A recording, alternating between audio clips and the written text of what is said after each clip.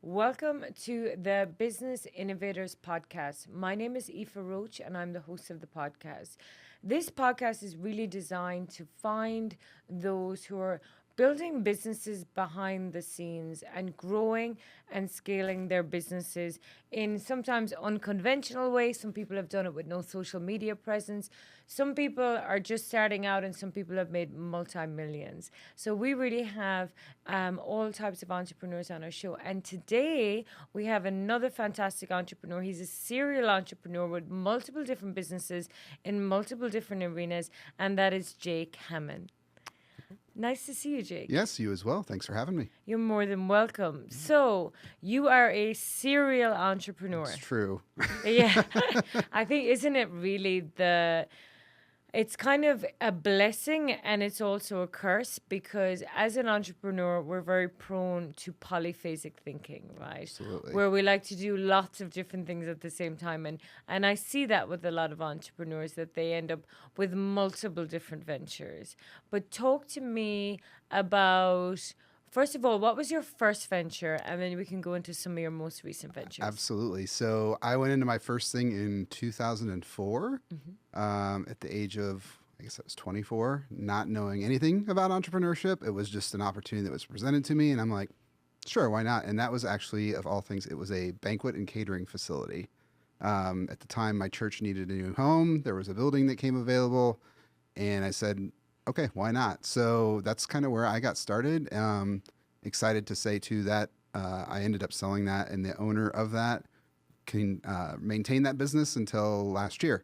Okay. So it continued on, successful, that type of thing. So yeah, that was my first foray. Like I said, I had no idea what I was doing, but it was my first taste of entrepreneurship, working for myself, and I think never looked back from there.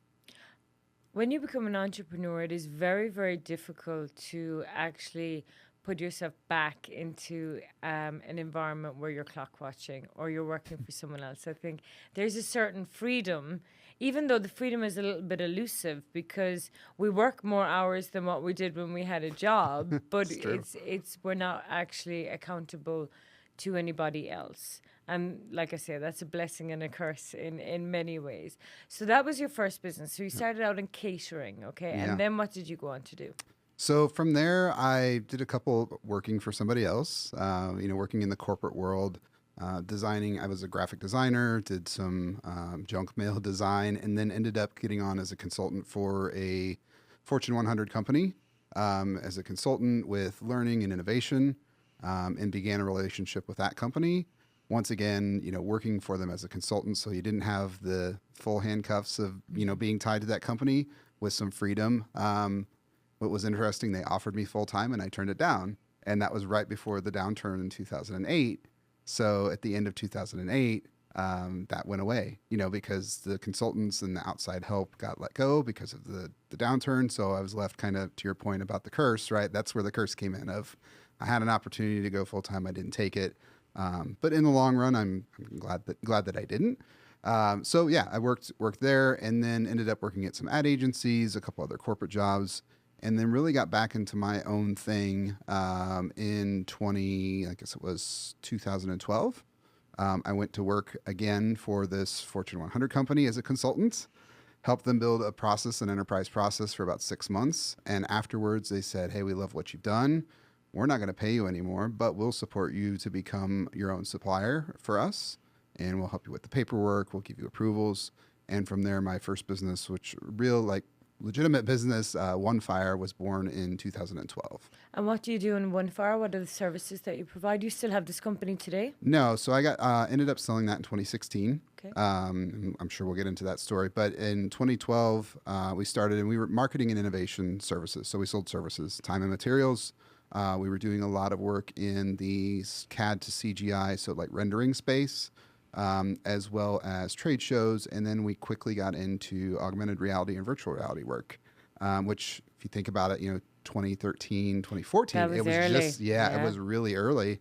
And I'm back in that space now, and it's just kind of funny and side tangent, but how much things have changed, but they've stayed the same in that space. So it's been a fun space to be in. That was in 2012. We grew that company to about 35 people in just a couple of years, over $3 million in revenue.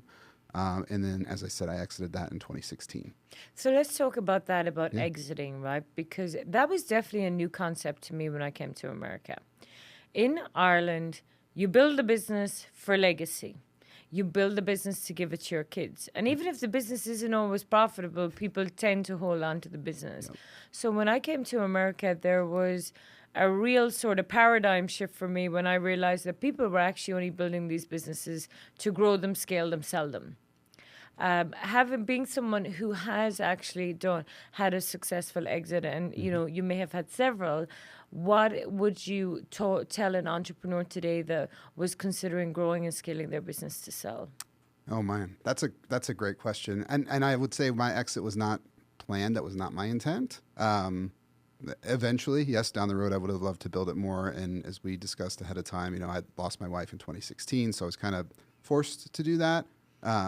Not by anybody else in my company, but my business partners, but just for the need to focus on my kids and stuff like that. But I think, you know, the focus, being focused and diversifying. Now we were a services business, which that's something I learned, I guess, once I got that going in 2012 with OneFire, is the difference between a service and a product business. Yeah. You know, a scalable startup that sells a product that's got repeatable revenue month over month, you know, MRR, those types of things is much different than a consulting service-based company that is, you know, hour and project-based. And scaling, in my opinion, right, scaling those service businesses are much harder than something that's a product that you can, you know, rinse and repeat over and over and just get more users. So that was a lesson I had to learn. And I think, you know, for an aspiring entrepreneur that's looking to exit, I think a lot of them go into it not thinking that way or not understanding the difference between the two.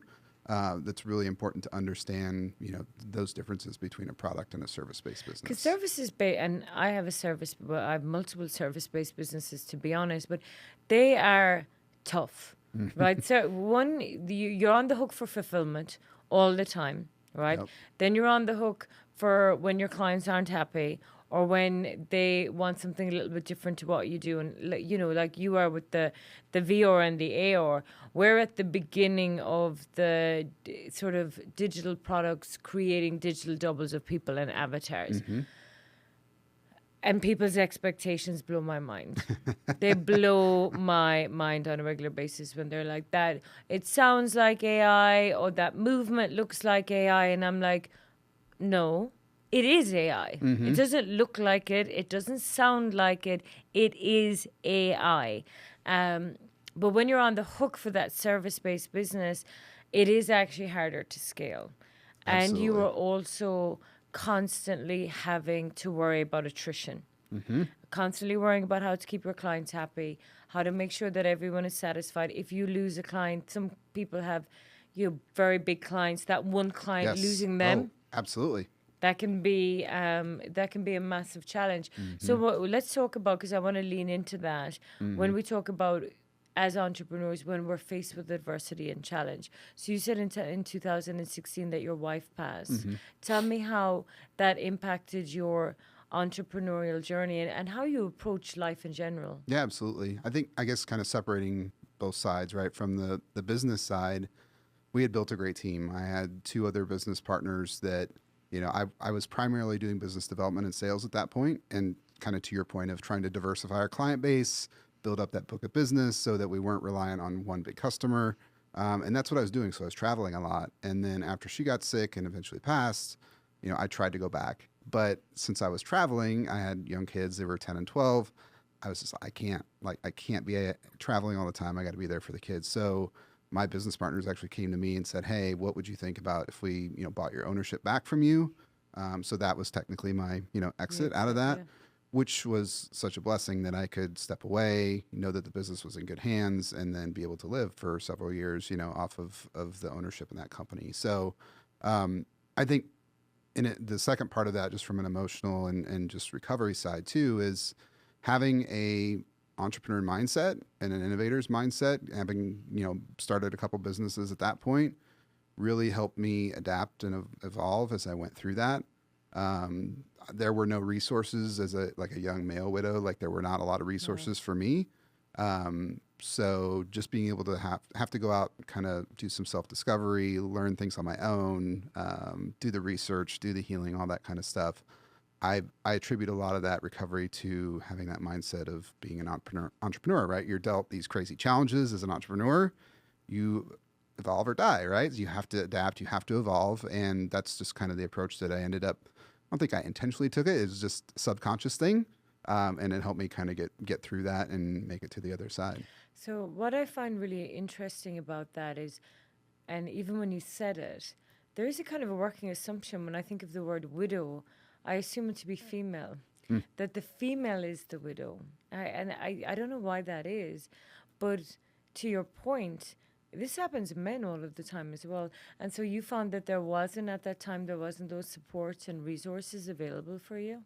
Not really. And I was in a smaller community, but as I did research and searched, the internet for things, there weren't a lot of groups, especially for young men, because to your point, it is somewhat rare. You don't hear about it a lot. Yeah. Even the grief groups that were in my area were at a church, and it was usually, 70-plus-year-old women that Yeah. were dealing with the loss of a spouse that they had been with for a long time. So yeah, there were not a lot of resources, and that's one of the things outside of my work stuff that I love to do is to be able to give back and create videos and encourage people in a couple different topics, and one of them is being a young widow. Very good, excellent. And I know you did a TEDx talk recently. Talk to me about Did. that. I did. So the TEDx talk was based around a lot of what we've already discussed, just around um, navigating chaos and disruption in your life and how to apply an innovation mindset to that. So kind of went through, shared my story, how I recovered. I'm a recovering food addict, if you will. So was overweight for most of my life, and that was another thing that, as it was just me, that I needed to be there for my kids, so I had to do something about that. So yeah, it was a really comprehensive end-to-end story just around the widowhood and the weight loss and all those types of things, and then applying this innovator's mindset to it. Well, because that's very interesting, because the challenge would be when something goes wrong, every one of us has our vices. Some people like sex, drugs, Mm-hmm. alcohol, but food, even though people don't realize it a lot of the time, can be an addiction, and it can be used to mask emotional pain. Absolutely. And then the problem becomes the solution, or the solution becomes the problem. Mm-hmm. So I'm just going to eat this to feel better, and then you realize that you start to massively gain weight. Yeah. So how did you succeed in your weight loss journey? What was the strategies that you used that you found the most effective to help you regain back that control? Because not Yeah. just physical, it's mental. Oh, it's absolutely mental. So that really interesting kind of perspective on that. So, of course, I ballooned up to my largest during COVID, right? As a lot of people, to your point, around emotional eating and even going back to childhood, and that was stuff I had to uncover over time. Is what was the root cause, right, from an emotional perspective? And it was I grew up on food. It was used for celebration. It was used for grieving. Like everything was surrounded by it. And also to your point, like it's not something you can just get rid of, right? Like, or you can go to a recovery class and they just completely cut you off from food, like drugs or alcohol. Like it's much different. So I opted in 2020 to actually have bariatric surgery. So, and I think a lot of people are, oh, that's the easy way out, and it's not, right. It's physically it's a little bit easier, but from a mental perspective, that's one of the things I like to talk about is there was very little support or discussion around the mental health side that goes along and the emotional side that goes along with food. It was go meet with a dietitian, an exercise physiologist, and an APN for 4 months before you have the surgery. Get the surgery, and there's a 30-minute session with a psychiatrist before your surgery, and that's the extent of it when Wow. it comes to what's your relationship like with food. That's it. And then afterwards, we'll just go join this Overeaters Anonymous group. That's all we have. So it became challenging of going through that. The physical changes happen, but then the emotional stuff that you're talking about and the mental side of it was not addressed necessarily. So once again, similar to the grief side of going out, trying to find resources, talking to other people, that type of thing. So that's once again one of the things that I'm passionate about sharing. People don't associate the mental side of it. They think that, well, we'll just get the surgery and it'll take care of everything, and it doesn't. Well, it's so true, because I have seen people go and get these surgeries. and their relationship with themselves didn't change. Their relationship to their behaviors didn't Mm-hmm. change. So even though they were losing all of this weight, and sometimes you can lose it very rapidly, which causes a whole other host of problems with skin issues. Yep. Where the again the solution becomes it creates another problem, but it didn't matter how much weight they lost because they hadn't healed their relationship with themselves about what was causing the overeating in the first place. Absolutely. And I even know, like, I won't name anyone, but where they've almost defied science, where they've gone back to Mm-hmm. exactly where they were before, and they told them that you know we're going to remove X amount of your stomach, and you're Right. going to, Right. and but they've managed to gain all the weight again. Absolutely. And that was actually when I went in to get mine done, the people that they had a pre-op class, and the majority of the people were there for their second or third surgeries Wow. because of that very thing. Yeah. And you wonder at that point, like, should there be a checkpoint Mm-hmm. where if someone has a surgery, you give them the tools and to go, but then they go back out in the world and they relapse. Let's Right. just say Yeah. they relapse. The idea that we go, oh right, we'll just give you another surgery without putting any corrective action or corrective procedures in place around how they can manage their mindset kind of baffles me a little bit, because if they could have done it on their own, they would have. Mm-hmm. So the fact that they're back in a second time or even a third time, one, it's actually very dangerous from a lifestyle perspective, Absolutely. right? Every time you're going under surgery, there's a risk. But to go under surgery and not have the tools available to you that after the fact that's going to help you to succeed, I find that very interesting. Yeah. Yeah, absolutely. And that's a soapbox I will continue to stand on because it's Yeah. something I dealt with, and I still don't think it's being addressed at the higher level right now. So And what do you think about now we have everyone on semi-glutides? Like this is, and business owners especially, right? Because yeah, we're all busy, we're all running around the place. A lot of us don't have time to go to the gym. yeah. And now you see everyone is on, you know, semi-glutides. What are your It thoughts on that? um I mean it is a I hate saying it because I did the surgery, which was well that's a quick fix. I think it can be helpful and useful to A assist. kickstart, yeah. Yeah, but like we've said, unless you fix the mind and the behaviors and the patterns, like it's gonna eventually at some point, right? You fall off You of that, relapse. or you relapse and you get back to where you were. Yeah.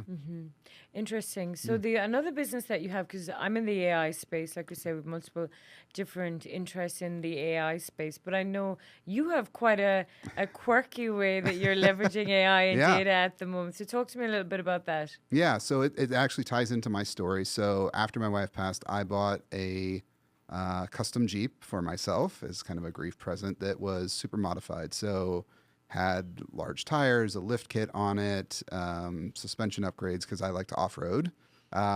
So I bought it, and I wouldn't say it was a challenging acquisition experience, but when I bought it, they couldn't give me a full detailed list of everything that was on it. So I just out of curiosity's sake of being an entrepreneur, I asked other Jeep owners, I'm like, well, hey, how do you track your modifications, right? Do you keep them in a spreadsheet? Do you keep receipts, whatever? Found out that none of them really had a consistent way to do it. And then the biggest challenge came from, and this became not just Jeep owners, but anybody that modified their car, whether it was a Honda Civic that had exhaust on it or a restoration or resto mod, Cadillac or something like that, or even something exotic, there was no good way to get value out of it once you've done those things to it. So, I've put a bunch of money into the Jeep. If I go to sell it to a dealer, they don't take any of those things into account. And you look at your traditional tools like Kelley Blue Book, that is the valuation tool. When you go to trade in your car, you pop in the miles and some of the features, and here's what you should expect to get. Well, the modified car industry is very large. It's a 50-60 billion dollar industry just in the U.S. And right now, the way that those vehicles are valued is subjective based on one person's opinion. I shouldn't say one, but typically one person's opinion of they see it, they look at it, they see what's on it, and they say, okay, this car should be worth X amount, right? So bringing in the AI side, right, the machine learning, the big data side, there's enough data out there now between historical auction sales, MSRPs, but then also data on all these modifications that you can add to a vehicle. And that's what we're building with Audix is a we're calling it our X estimate, and it's a curated value metric for modified and specialty cars. So like my Jeep, now I can go plug in all of the different modifications that are done. It'll look at historic data on sales, but then take into account all these different factors. And we've got calculations on 4 different areas, which we can get into, and then the goal is then to be able to come up with a range of what that vehicle should be worth if I were to go sell it to a dealer or sell it to a private party, that type of thing. Okay, interesting. Yeah. That's really interesting. And where are you with that project right now at the moment? Is it ready for launch? You're in a beta? You're still in development? Where So are you? still in development right now. So we've over the last 2 years, we've done just some trying to get brand traction, and we found our best go to market, because at the end of the day, the value metric will be best once we have a high volume of vehicles, right? So we quickly learned, and that was one of the things I learned, a pivot that I had to make, was trying to go after individual users is going to take a long time and a lot of money. The cost of acquisition is very high, Yeah. and the expectation for that platform is it's free, right? So the way that we're able to get large amounts of vehicles at once is through car shows, like higher end car shows. So we've been doing several in Florida. We've done one out in Arizona. We're looking at the California market, where we can bring in 75, 150 vehicles at once that all have some type of specialty to them, whether they're modified or been owned by somebody famous or have won awards, and start essentially bringing in those profiles and that data into our platform to build the calculation and start churning on that machine learning model. So we're still in the process of finishing development. We've been using off-the-shelf tools to get the platform out there to do these shows. So we're finishing up our seed raise right now, and then the goal is to hopefully get launched by beginning of next year. Amazing. And I think you leaned into a point that we had already touched on earlier is, the idea of like action and inaction from an entrepreneur perspective, right? The fastest way for you to figure out whether there's a demand for your product is to get out in the market. I think too many entrepreneurs spend way too much time building, and it's like when people come to me, they're like, I want to launch a course. Can you help me build my whole entire course? I'm like, yes, we need a funnel page in week 1. That's it. And they're like, oh, but I'll need all of the module. And I'm like, no, you don't.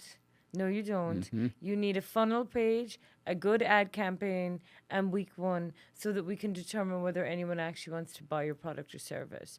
Because otherwise, you're just going to waste a big bunch of time creating something, not knowing if there's a demand for it.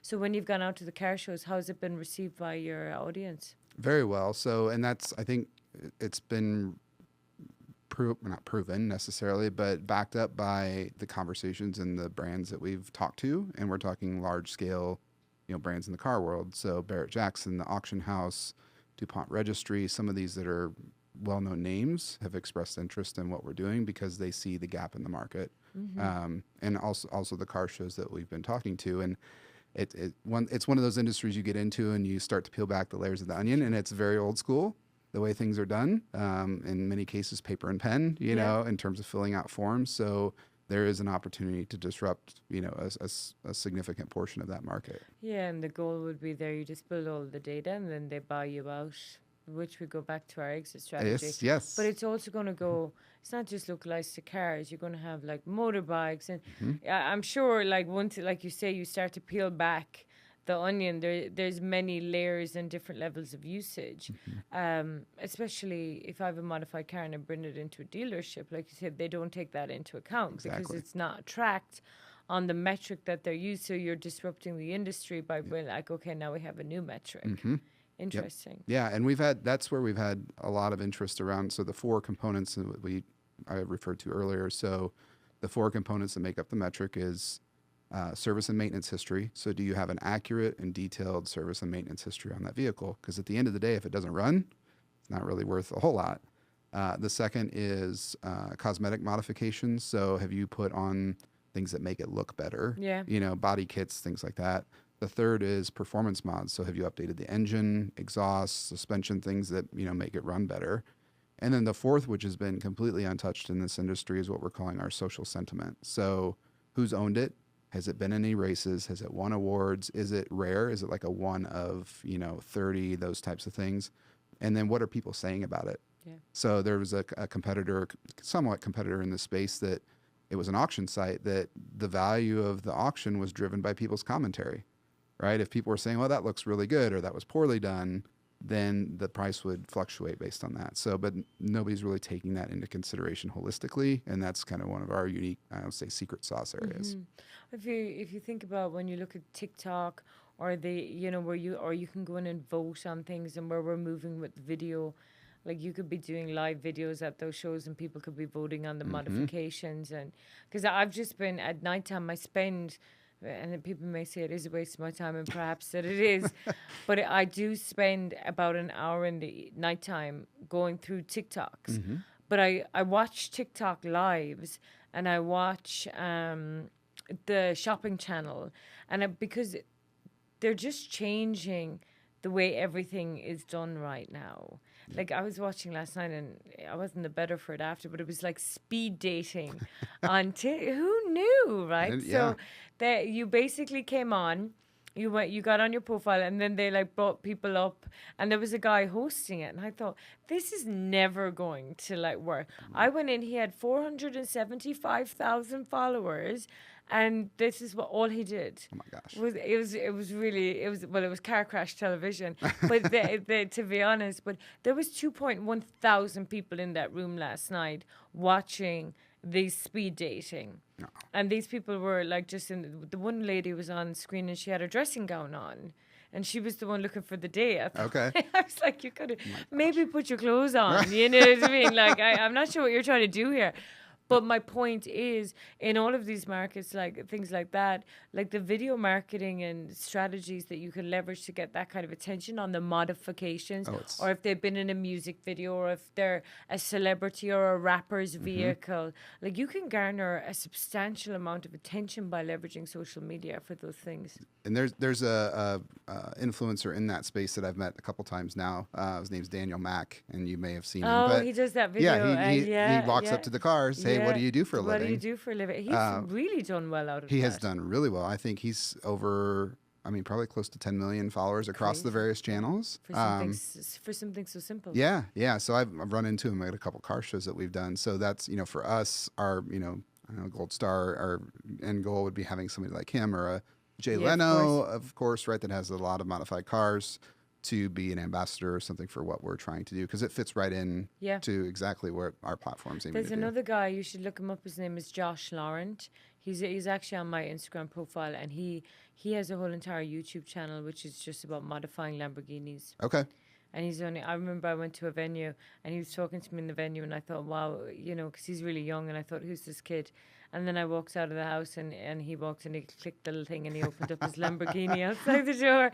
And I thought, okay, there you go. And he's a YouTuber, but that's what they do. They modify Lamborghinis, and I see them doing the races, and they all gather. Yeah. So there's a big market for that. So we're coming to the end. I want you to tell me, what is one thing that, if you could tell any entrepreneur out there, what would be the one thing that you think, looking back on everything that you've done, all the success that you've had, all of the challenges, maybe some failures along the way, what would you tell an entrepreneur that was starting out today in business? I'm going to be a disruptor and say 2. Okay, yeah, that's okay. No rules. I don't like rules. The first, I think, is that never burn a bridge. And what I mean by that is, I lived in Central Illinois for most of my life and moved to Dallas about 3 years ago. And I've always tried to be of upstanding integrity, have good relationships, all that kind of stuff. And the amount of people that have now recrossed my path after moving to Dallas, or really any time, honestly, is just astounding. And I think, as you know, like through our connections to get here, like it's such a small world.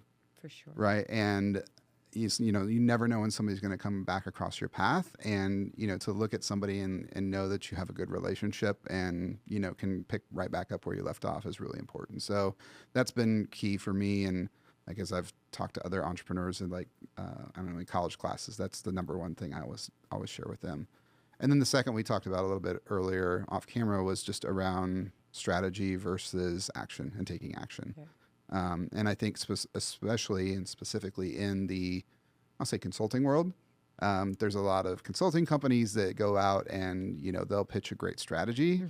And I find this in actually a lot of things, and some of the other stuff that I do in terms of ecosystem building and helping other entrepreneurs.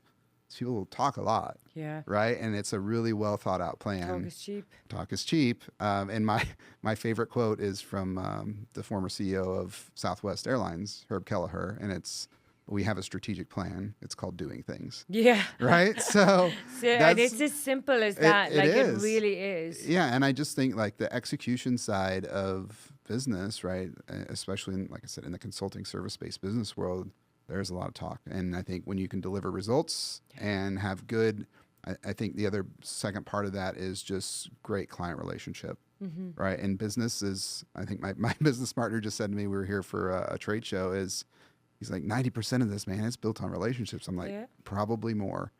Once you establish a relationship and, you have goodwill and people, they share, right? They like to talk. And if you do a good job, they'll refer you to other people and it becomes that network effect. Yeah. I think people overcomplicate it. It's two-sided. Be a good human, number one, like that, and that is such a critical part. And two, just get results. Yep. Do what you say that you're going to do, and be a good human while you're doing it. I had interesting this morning. Someone asked me because I have this opportunity, and there was many ways that I could have gone. And they were like, yeah, but would you not go this way? And I thought, this is why we are different. Because they didn't care that the way that they had suggested would have burned the relationship. They didn't care, and they were just making a suggestion, but obviously it was in their psyche that. And I thought that's why we are different. Yep. Because for me, I look at, okay, yes, I might not have an immediate gratification but if I build this relationship with this person, and it's authentic, and we're not faking it, and we build an authentic connection. At some point, something will come around where we can figure out to do something together. Yep. At some point. But if you do shady business, or you don't value people in your network, or you don't value what they bring to the table, then it just comes back to bite you in the ass. Absolutely. To be totally No, honest. I totally agree. And I've seen it happen with lots of others where I've been able to, or something's been able to continue on because they got burned by somebody else, and it's a shame. So, yeah. Well, I really appreciate having you on the show. I love talking about guests who are doing amazing things, and I think you're going to do extremely well with the AI in the car. It's very niche. Yes. And TikTok, I would be all over TikTok if that was me. TikTok and YouTube would be the core platforms. I would be all over those platforms. So if you enjoyed this podcast, please drop a review. Follow us on social media. You can find it under the Business Innovators Podcast or under my own personal one, which is Aoife, Aoife, J Roche, Roche. Thank you so much for listening. We really appreciate your feedback. And anything that you want to add or any questions you might have on the podcast, feel free to send me a DM.